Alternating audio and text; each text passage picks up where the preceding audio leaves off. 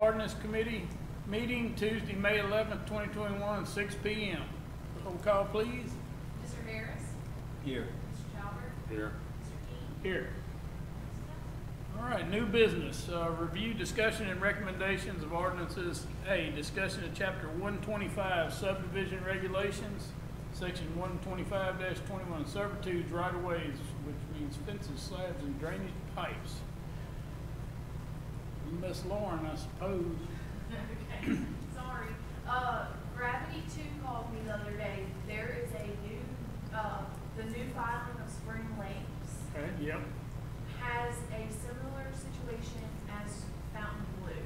The developer is putting slabs 18 inches from the drainage servitude, so from the pipe. So they called me, I looked at the ordinance, called Mr. Sam, just to make sure that we did, there wasn't anything I was missing, we don't have anything. Mr. Sam was like, well, it's not best practices, but we probably put something, in the ordinance stating that there has to be some kind of buffer zone from a servitude to like, slab. Okay. So that's what it is. That's what it was about. Okay, So why are the pipes not centered in the servitude? I don't know. I couldn't find a plat for one of the newer sections. I looked on the front report, couldn't find it, so I just. so Okay. you think that's what the issue is, that the, Yeah, so I think when you get down to C, where it says C, minimum servitude width shall be 15 feet.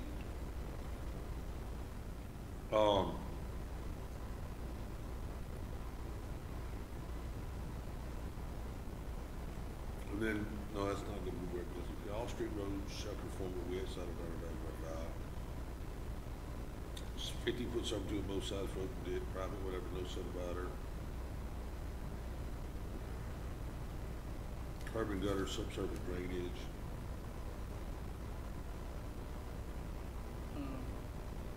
so, Well, basically, we need to say that subsurface drainage needs to be centered in the drainage servitude.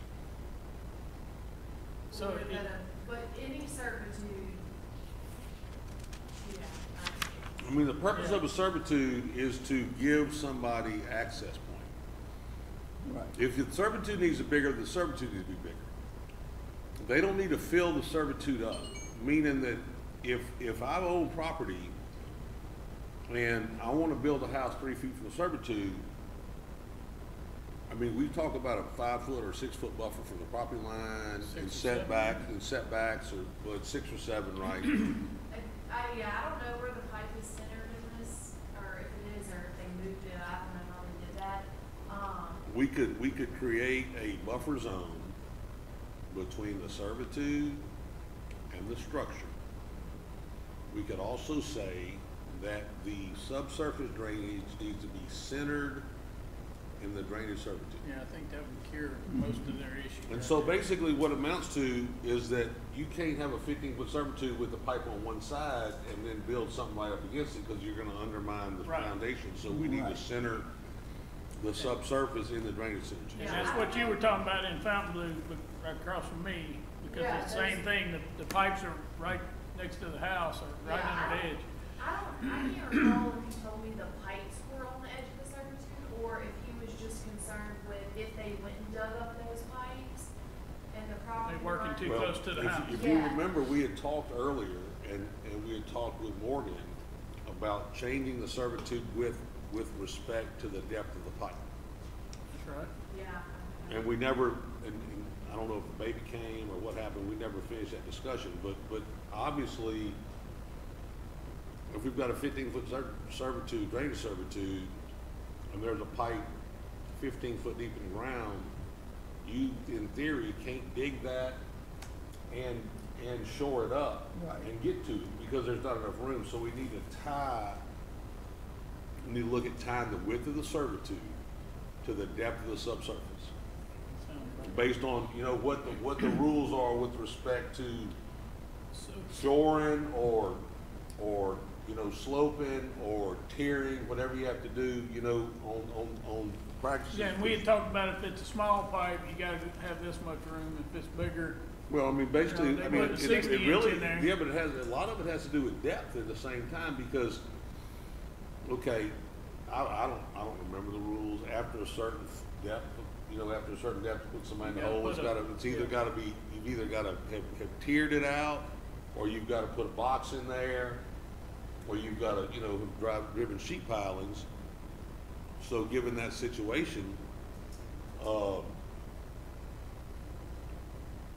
15-foot servitude might not necessarily be enough room, so probably what we need to look at, and Ms. White, you If can, they got the servitude, shouldn't the, banks of it, the ditch be sloped? well, but we're talking about subsurface. Well, if We're it's not talking subsurface, about- there is we're not none, yeah. talking about a drainage ditch. Okay, We're talking about, there's still a servitude over subsurface. The problem is, if you had a 15-foot wide ditch, you would have to have, you know, so much on each side of the top of the bank. right. So you end up taking a culvert, putting it way down in the ground in a 15-foot servitude, and then the people who have to come later on can't access it because they can't get to it. Because, you know, to dig that deep would harm the soil on the bank, which would undermine the slab. So, Gravity One's run into this several times. so too. I think one thing we need to look at is width of servitude with respect to depth of pipe. And then two is we need to look at, can we, even though we have a servitude, can we apply a buffer zone to that servitude for construction of a house? Meaning that, you know, does the slab have to be 6 feet from the edge of the servitude? Yeah. That way, you know, you don't, well, I mean, we could still make it the property line. Yeah.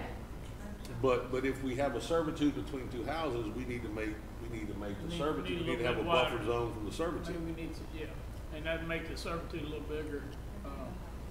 So those three things, okay. Can you check with Shane and see if, what the issue is, whether it's the pipe not centered, or if the pipe was centered, would it be an issue? Check with Shane, and if it's not, if it's that it's just not centered, we can cure that easy. Yeah, I wanna say that it was just, if we work on the pipe, Yeah, it's it's gonna gonna undermine wash out the slab. Right. the slab. Um, But I'll text him and make sure. Yeah, So those, go ahead. In that same development, they're having a problem with the fences and the servitudes again. So I didn't know if y'all wanted to revisit the. I mean, we've given them the authority to do what they gotta do. They just gotta grow a set of gonads and go do it. That's all it amounts to. I just needed to well, let we y'all- looked at the permitting process inside the funded drainage districts. Is that something we could address? I mean, I don't know.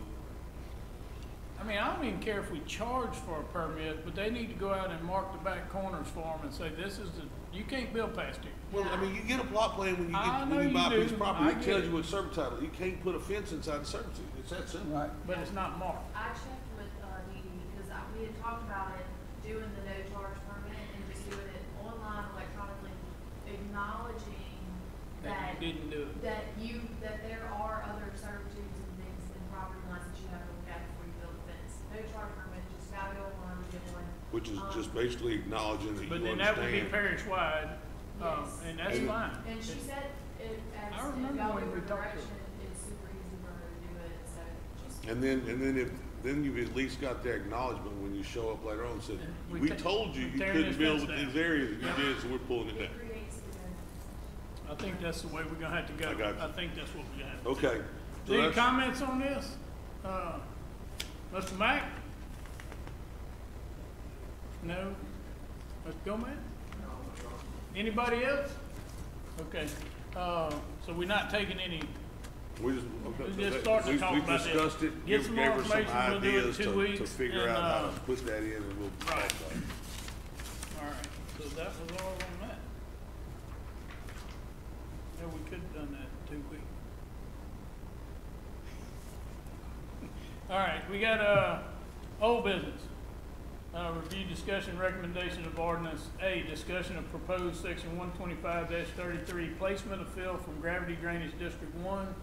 I talked to Jamie Seal today, who is with Quality Engineering, and they're still working on getting their ordinance ready.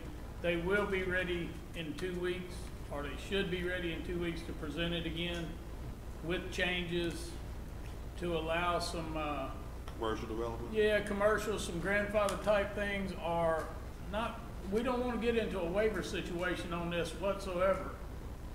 Because once you do, you kind of killed it, and the whole idea is to protect the people around, that are already living in areas. Okay, so the one note that y'all made Yeah, is so to split A into A1 and A2, which identifies the 5,000 and then the 10% that separated those? Okay. I think that's a good idea. We'll make sure Look. can you make sure they get that so they can put it in theirs? Look, I don't necessarily disagree with this ordinance. I don't either. However, Got a lot of them. wait a second, Wow. however,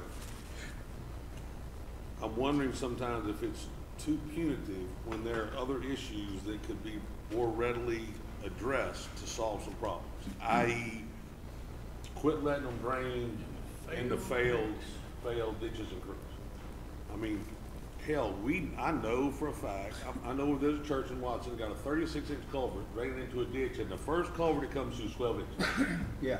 There's no way in the heck that's gonna work. I saw a bunch of that today. And all then, over the fair. and then Beaver Creek, we know has got a problem, because we're trying to get a diversion canal cut from Beaver Creek to the Amy River. Yet we're developing along Beaver Creek and still putting additional water in, you know, so I'm just wondering if we should, I'm wondering if this is punitive when we might be way more effective by stopping development in areas that shouldn't have it, not say stopping, but making people improve the ditch that they're draining into if it's not capable of handling the additional runoff that they generate. I mean, I've seen planning get different developers to do that already, so that's probably where we need to make sure that needs to happen no matter what, But, Yeah. but. you know? Well, that's like the guy I was talking about Yeah. down there Mm-hmm. on 16. He's complaining about water standing on the back of his property. But when that water's coming down that hill right there, he don't even have a pipe in the ditch. Nope, not at all. I saw it up in his yard today. But, and DOTD dug those ditches last Friday, or last Tuesday. Yeah, but they told him that he just didn't need a pipe right there. Well, look, Sam, I mean, let me tell you what, Sam and them went and did a solid for me on Kane Market the other day when we couldn't get DOT to go clean a culvert. And they cleaned a culvert, and it made a tremendous difference just cleaning one culvert Yep. of solving a problem in the whole area. They've done on the other side by me too. So, but look, I mean, You're not blasting I'm in ordinance. favor, I'm in on. favor of Gravity 1 if they want this done. I won't support it in Gravity 2 because I think there are other issues that need to be addressed that would have a bigger result than this particular ordinance, but. Mr. Mayor, come on. Shane Mack, 29863 Vets Road, Albany, Louisiana, 70711. I remembered my address, I'm proud of myself. Yeah, I've been studying and reading this ordinance, this dirt field ordinance, and some of the things that I was against in the last dirt field ordinance has been addressed in this dirt field ordinance. I feel pretty positive about it, and it's all about not raising the current base flood elevation, and I think that's a really positive thing. Some of the things Mr. Talbot mentioned I think are important, you know, but I think that's a totally separate issue. I think those are drainage improvement projects, maybe an ordinance change, you know, some way, shape, or form. To me, that's totally separate from this specific ordinance and what this ordinance is about. One comment, just my thought, you know, I guess it's on the table, but to me, all commercial development should be treated the same. My feelings are that you're not stopping commercial development. If you want to develop a small piece of property in a flood zone, depending on the elevation, the base flood elevation of that property, you can do that. You know, you just have to mitigate that property within the same flood plain. I think that's intelligent.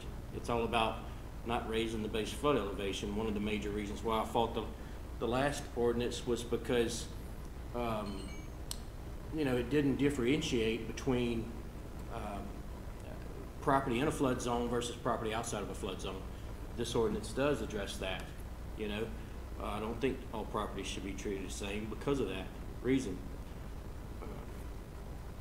One thing that I noticed in the ordinance that I felt was a major problem, and I think it's going to be addressed, is that, it's specifically, I guess you could say, pointed out mobile homes would be treated differently than a residential structure. And to me, a mobile home, a house, those are all residential structures that should be treated the exact same and not discriminate against people that actually are trying to start off in life and live in a mobile home, right? So, I mean, if you can have an exemption on a 5,000 square foot residential house, then 16 by 80, 1,280 square foot mobile home, depending on the pad and everything, I think that should fall under the same type of exemption, and so I was in favor of the two exemptions they had on residential private property, 10% of the total surface area, or less, then you're exempt, or 5,000 square foot total, I guess, square foot of the structures on the facility, then you're exempt. So everything I've seen so far, unless something pops up, it's a very positive thing. I think it can be used as a document that Livingston Parish Council is being extremely responsible, doing what they can when it comes to floodplain management, and that this document in this ordinance could be also used to show other, I guess you could say, agencies that that we're managing our floodplain, and that we don't need them to come in here and tell us that the current base flood elevation needs to be increased, that we're management and we're taking action to prevent that from being necessary. So I just kind of wanted to say that. I know we're 2 or 3, 4 weeks off. I think that it's time for people to really get a copy of this and start reading it and understand it, because there's going to be some differences in opinion. There's going to be people that say, oh, you're depreciating my property. Well, I mean, there's an argument there that actually we're increasing the value of the property, in my opinion, and we could talk about that, so, and we're not saying that you can't do what you want with your property. I'm a property rights guy. You can do exactly what you want with your property.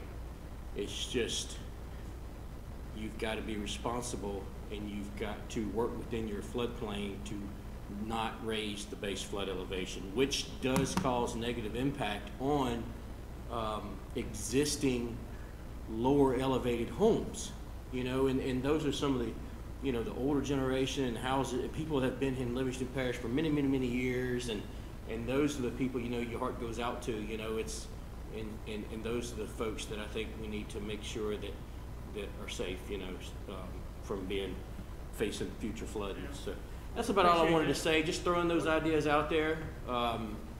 You may want to call Jamie and Derek and. I did. Okay. I did. I think that was a good suggestion, Scooter. Yeah. I actually went to the Hi-Ho in Livingston and had a sit-down meeting with some of the quality folks. Nice. And went through that ordinance, as much as possible to get a good understanding of why it's written exactly the way it's written. And so I ain't always right about everything. So if you disagree, I challenge you to help me understand why I'm wrong. But I'm really thinking that this is a really good ordinance, and that it should be a parish-wide ordinance. And so I know that probably shocks a lot of people. So it's going to be hard on people to change and do things a different way to protect the people already here. It is, but you get a lot of phone calls. There's a lot of people extremely concerned about base flood elevations, dirt being placed on property, and I think an ordinance well written to where that is fair and it doesn't discriminate, and it's good floodplain management is a good thing. So anyway, just wanted to let everybody know how I was leaning in case they wanted to I agree talk with you. about it. I had calls today about just what you're saying about people building up. property around their neighbors and all, and it's causing them, maybe not flood, but the water's covering their place and not going in their house. This ordinance isn't really gonna address that. This ordinance will give you an exemption up to 5,000 square feet, and so it really doesn't address your neighbor's elevation and how much dirt you can put. It just, it says if you're above base flood, it doesn't even apply, so, it doesn't necessarily address them. So it would apply. Well, I'm just saying, but that last the last frill ordinance specifically was targeting that particular situation, only those homes that were stacking dirt up next to their neighbor, and this one kind of targets everybody, so. All right, Anyway. anybody else got, Is it okay if I come back, or is? if you hurry? No, I mean, I just wanted to see. I think it's very, very important. There's a lot in this ordinance, and it's pretty well written, but my response to that was it does address some of that, Mr. Bubba, because it prevents people from piling up dirt sky high close to a property line. It actually talks about, hey, you need to be so far from the property line so that a ditch could be dug and that type of stuff. And to me, okay, I'm just gonna go ahead and say it. I mean, I'm not trying to show favoritism or discriminate or anything like that, but to me, the biggest problem is the commercial large subdivision developments where they come in there and they're not zero net fill, and they come in there and they pile up 50, 100 acres, and change the actual flow and pile up dirt and raise the base flood. To me, those are some of the real concerns that I have. In a flood zone, in a flood zone where you really probably shouldn't be piling it up without mitigating within that same flood zone. So I ain't gonna sit here and say that it's the greatest thing ever written, but I think that it will benefit. It's going to benefit us in Livingston Parish. Anything else? Do I have a motion to adjourn? All the motion to adjourn. I'll second it. All in favor? Aye.